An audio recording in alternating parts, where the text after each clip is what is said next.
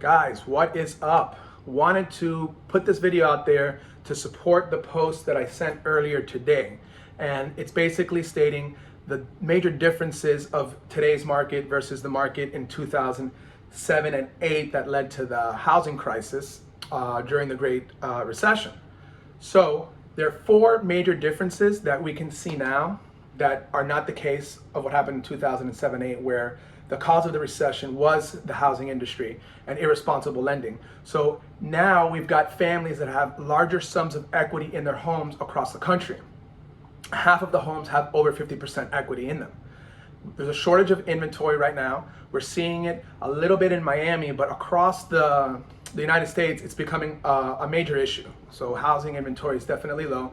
We're not seeing irresponsible lending like we were back then. It's a little bit harder to get a mortgage, more restrictions, especially since COVID. So it's not as easy as it was to get a home loan.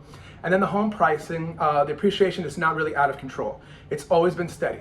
And if you remember, back in January of 2019, my prediction of the market then was that we weren't going to see a depreciation in housing values, and that even with a recession, that the housing market would be fine. So what we've seen is the economy has continued to grow. It's at its peak, and the housing market is still very strong.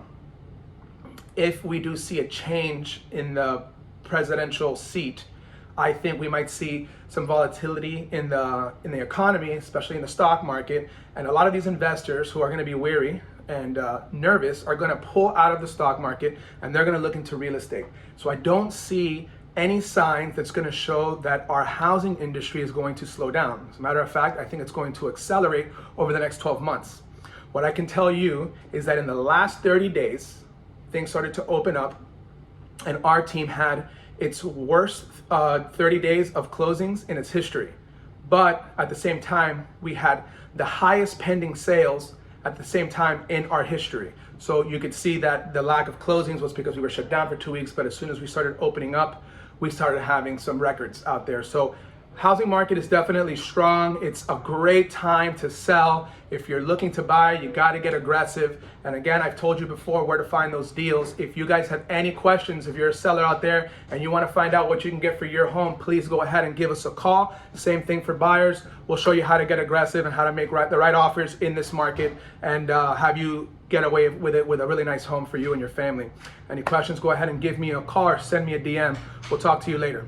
Peace.